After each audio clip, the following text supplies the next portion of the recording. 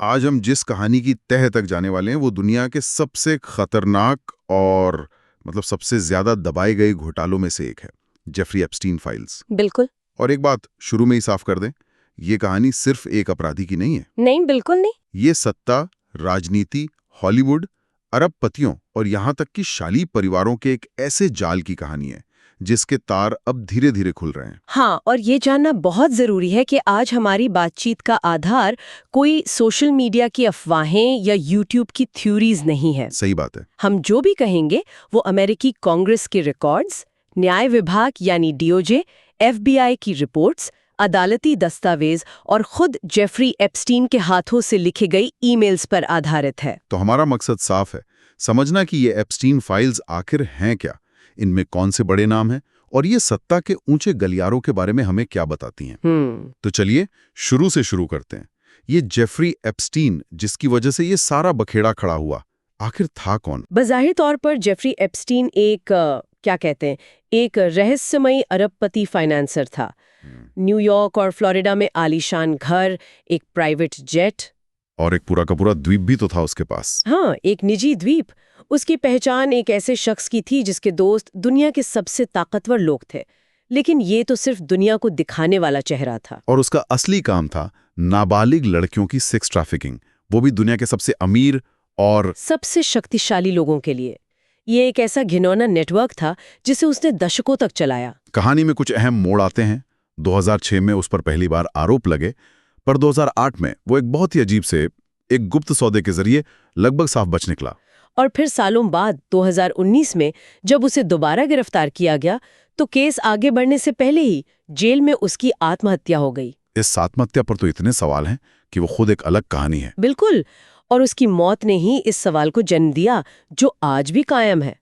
कौन सा सवाल? यही कि क्या एप्स्टीन सिर्फ एक आदमी था या वो एक पूरा सिस्टम था? क्या वो अकेला ये सब कर रहा था या वो एक बहुत बड़ी मशीन का सिर्फ एक चेहरा था जिसे दुनिया के सबसे शक्तिशाली लोग इस्तेमाल कर रहे थे? तो और इसी सवाल का जवाब शायद उन दस्तावेजों में छिपा है जिन्हें हम एप्स्टीन फाइल्स कहते हैं। हाँ। जब लोग ये नाम सुनते हैं तो उन्हें लगता है कि शायद ये कोई एक लिस्ट होगी जिसमें अपराधियों के नाम हैं, पर ये इतना सीधा नहीं है ना? बिल्कुल भी नहीं। एप्स्टीन फाइल्स कोई एक दस्तावेज नहीं है, ये हजारों पन्नों का एक पूरा संग्रह है। अच्छा। सोचिए, इसमें एफबीआई के पास मौजूद 300 जीबी से ज्यादा का डेटा है, उसके प्राइवेट जेट के फ्लाइट लॉग्स हैं, उसकी बदनाम लिटिल ब्लैक बुक है, उसके ईमेल्स हैं, वीडियोस हैं, और सबसे जरूरी उन लड़कियों के बयान हैं जो इस नर्क से गुजरी हैं। आपने दो चीजों का जिक्र किया जो सबसे ज्यादा चर्चा में रहती हैं, लिटिल ब्लैक बुक और फ्लाइट लॉग्स। क्या ये क्लाइंट लिस्ट की तरह है? यही सबसे बड़ी गलतफहमी है। खोजी पत्रकार जूली ब्राउन, जिन्होंने इस केस को दोबारा खोला था, उन्होंने साफ किया कि ये ब्लैक बुक कोई क्लाइंट लिस्ट नहीं, तो फिर क्या थी? बल्कि 97 पन्नों की एक फोन डायरेक्टरी थी। इसमें उसके प्लम्बर और इलेक्ट्रिशियन से लेकर राष्ट्रपतियों और राजकुमारों तक के नंबर थे। अच्छा, मतलब सिर्फ किसी का नाम उस किताब में होने से वो गुनहगार साबित नहीं हो जाता? आपकी बात बिल्कुल सही है, और मैं इसमें एक और परत जोड़ना चाहूंगी। असली सवाल ये नहीं है कि किसका नाम है। असली सवाल क्या है? असली सवाल है किसका नाम कितनी बार और किस संदर्भ में है। कोई किसी पार्टी में एक बार मिला था या कोई उसके प्राइवेट आइलैंड पर बार बार जा रहा था। संदर्भ ही सब कुछ है। ठीक है, तो अगर संदर्भ ही सब कुछ है तो चलिए कुछ ऐसे नामों पर नजर डालते हैं जो बहुत ही चौंकाने वाले संदर्भ में सामने आते हैं। हाँ, और ये लिस्ट सिर्फ राजनीति तक सीमित नहीं है। बिल्कुल नहीं। इसका सबसे बड़ा उदाहरण है ब्रिटेन के प्रिंस एंड्रू। उनका नाम सिर्फ लिस्ट में नहीं था, बल्कि वर्जीनिया गिफ्रे नाम की एक पीड़िता ने उन पर यौन शोषण के सीधे आरोप लगाए। वो तस्वीर भी तो है। हाँ, एक तस्वीर भी है जिसमें प्रिंस एंड्रू, वर्जीनिया और एप्स्टीन की सहयोगी गिज़लेन मैक्सवेल एक साथ हैं। वो तस्वीर बहुत कुछ कहती है। हाँ, वो तस्वीर तो बहुत वायरल हुई थी। प्रिंस एंड्रू ने तो हमेशा इन आरोपों से इनकार किया है ना? उन्होंने इनकार किया, एक बहुत ही विनाशकारी टीवी इंटरव्यू भी दिया, लेकिन अंत में क्या हुआ? उन्होंने समझौता कर लिया। उन्होंने वर्जीनिया गिफ्रे के साथ कोर्ट के बाहर एक बड़ी रकम देकर समझौता कर लिया और अपनी शाही उपाधियां भी खो दी। तो ये दिखाता है कि ये नेटवर्क कितना ऊपर तक फैला हुआ था, सीधे बकिंघम पैलेस तक। शाही परिवार से लेकर अमेरिकी राजनीति तक। एक और नाम जो फ्लाइट लॉग्स में बार बार आता है वो है पूर्व राष्ट्रपति बिल क्लिंटन का। हाँ, दस्तावेजों के मुताबिक बिल क्लिंटन ने एप्स्टीन के प्राइवेट जेट जिसे लोलिता एक्सप्रेस भी कहा जाता था, उस पर कितनी बार? 26 से ज्यादा बार उड़ान भरी। 26 बार? हाँ। क्लिंटन के ऑफिस का कहना है कि ये यात्राएं उनके फाउंडेशन के मानवीय कामों के लिए थीं। लेकिन इसमें कोई पेच जरूर होगा। पेच ये है कि फ्लाइट लॉग्स के कुछ रिकॉर्ड्स बताते हैं कि इन यात्राओं में एप्स्टीन की कई पीड़िताएं भी विमान में मौजूद थीं। ओहो। क्लिंटन ने हमेशा कहा है कि उन्हें एप्स्टीन के अपराधों की कोई जानकारी नहीं थी और 2005 के बाद से उन्होंने एप्स्टीन से कोई बात नहीं की। लेकिन उनका नाम इन फाइलों में इतनी बार आना कई गंभीर सवाल खड़े करता है। बिल्कुल। तो ये पैटर्न साफ दिख रहा है, चाहे रॉयल्टी हो या डेमोक्रेटिक पार्टी के राष्ट्रपति। और इसी संदर्भ को समझने के लिए हमें उस एक नाम को देखना होगा जो इन फाइलों में शायद सबसे ज्यादा विवादित रहा है, डोनाल्ड ट्रंप। डोनाल्ड ट्रंप और एप्स्टीन का रिश्ता 1990 के दशक का है।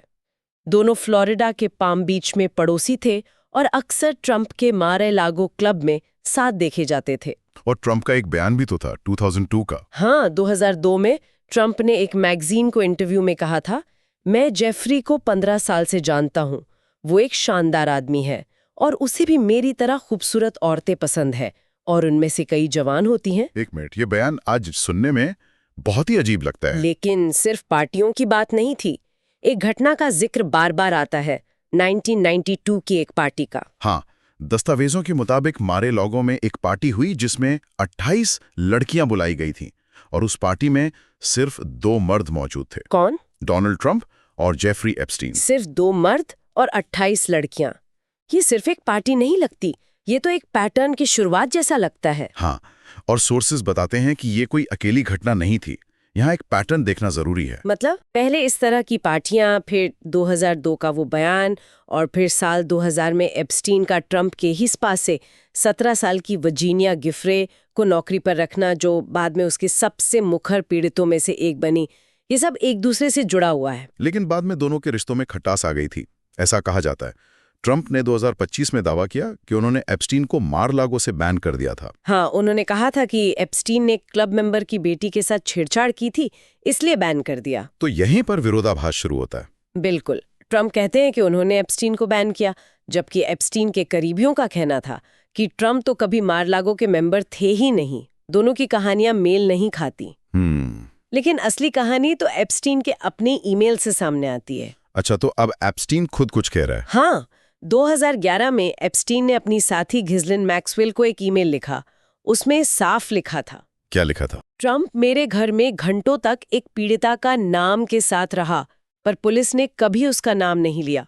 एक मिनट, मतलब एप्स्टीन खुद अपने ईमेल में ट्रंप को एक पीड़िता के साथ अपने घर में होने की बात लिख रहा है? ये तो बहुत बड़ा सबूत है। ये एक सीधा आरोप है और ये अकेला नहीं है। 2019 में जेल से एप्स्टीन ने लेखक माइकल वुल्फ को ईमेल में लिखा, ट्रंप को लड़कियों के बारे में पता था और उसने घिस्लेन से उन्हें रोकने को कहा था। ये बयान तो बड़ा अजीब है। एक तरफ वो ट्रंप को फंसा रहा है और दूसरी तरफ ये भी दिखा रहा है कि ट्रंप ने उसे रोकने की कोशिश की। शायद वो अपने बचाव के लिए सौदेबाजी की तैयारी कर रहा था। कुछ भी हो सकता है। ये सब इतना उलझावा है। और फिर कहानी में एलॉन मस्क की एंट्री होती है, जिसने जैसे आग में घी डाल दिया। वो एक बहुत ही नाटकीय मोड़ था। 5 जून 2025 को एलॉन मस्क ने ट्वीट किया, ट्रंप एप्स्टीन फाइल्स में है, इसी वजह से फाइलें सार्वजनिक नहीं की जा रही। और इस ट्वीट से तो इंटरनेट पर भूचाल आ गया होगा। बिल्कुल। 2 दिन बाद उन्होंने ट्वीट डिलीट कर दिया और कहा कि वो बहुत आगे चले गए थे। तो लोगों को लगा होगा कि ये शायद बस एक अफवाह थी। लेकिन दिलचस्प बात यह है कि उसी समय वॉल स्ट्रीट जर्नल और FBI के अंदरूनी सूत्रों ने भी ये पुष्टि की कि ट्रंप का नाम वाकई फाइलों में मौजूद है। अच्छा, तो मस्क का ट्वीट हवा में नहीं था? नहीं। और यहीं से अमेरिका के न्याय विभाग यानी DOJ की भूमिका बेहद संदिग्ध हो जाती है। हाँ, ये टाइमलाइन तो बहुत कुछ कहती है। बताइए जरा। फरवरी 2025 में अटॉर्नी जनरल पाम बोंडी कहती हैं कि एप्स्टीन क्लाइंट लिस्ट मेरी मेज पर है। फिर मई में वो ट्रंप को बताती हैं कि आपका नाम फाइलों में है। अच्छा। और फिर अचानक जुलाई में वही DOJ कहती है कि कोई लिस्ट नहीं है। और एप्स्टीन की मौत आत्महत्या थी। ये कैसे हो सकता है? मतलब कुछ भी। यही तो $1 मिलियन का सवाल है। एक मिनट, ये तो बहुत अजीब बात है। पहले अटॉर्नी जनरल कहती हैं कि लिस्ट उनकी मेज पे है और फिर डिपार्टमेंट कहता है कि कोई लिस्ट है ही नहीं। इसके पीछे राजनीतिक दबाव के गंभीर आरोप हैं। बिल्कुल। FBI के अंदरूनी सूत्रों ने दावा किया कि फाइलों से ट्रंप का नाम जानबूझकर हटाया गया। एक विसल ब्लोअर ने तो यहां तक कहा कि ट्रंप के उल्लेख को छिपाने के लिए 1000 अधिकारियों की एक टीम लगा दी गई थी। 1000 अधिकारी सिर्फ एक आदमी का नाम छुपाने के लिए? यकीन करना मुश्किल है। ये आरोप इतने गंभीर थे कि कांग्रेस को दखल देना पड़ा।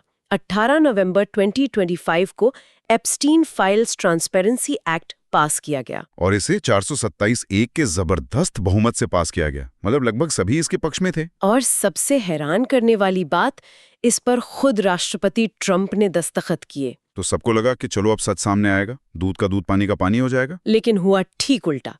19 दिसंबर 2025 को जब फाइलें जारी हुई तो वो सच से ज्यादा एक भद्दा मजाक थी। मतलब ज्यादातर पन्ने पूरी तरह से काले कर दिए गए थे और सारी जानकारी हटा दी गई थी। सब कुछ। और तो और 16 पूरी की पूरी फाइलें गायब कर दी गईं। गायब मतलब हमेशा के लिए मिटा दी गई। हमेशा के लिए। कानूनी विशेषज्ञों ने कहा कि ये कटौतियां पूरी तरह से अवैध थीं। तो जरा उन पीड़ितों के बारे में सोचिए। बिल्कुल। सालों के इंतजार के बाद उन्हें न्याय की उम्मीद थी और उनके हाथ में आए ये काले पन्ने। ये सिर्फ स्याही नहीं है, ये एक तरह से न्याय का गला घोटना है। जैसा कि एक पीड़िता ने कहा था, ये अपराध है, ये राजनीति नहीं है। सही कहा। तो अगर हम आज की इस पूरी चर्चा को समेटें तो तस्वीर बहुत ही डरावनी है। एक तरफ जेफरी एप्स्टीन का एक ग्लोबल ट्रैफिकिंग नेटवर्क है। उस नेटवर्क में शाही परिवार के सदस्य, पूर्व राष्ट्रपति और मौजूदा राष्ट्रपति, सबके नाम किसी न किसी तरह से जुड़े हैं। और सबसे ऊपर अमेरिका का न्याय विभाग है, जिस पर आरोप है कि उसने सबूतों को दबाया और देश के सबसे शक्तिशाली इंसान को बचाने के लिए सच को छुपाया। बिल्कुल। इसलिए मामला अब सिर्फ एप्स्टीन का नहीं रहा। नहीं, ये सत्ता बनाम पीड़ितों का मामला बन गया है, जहां दशकों तक सत्ता जीतती रही।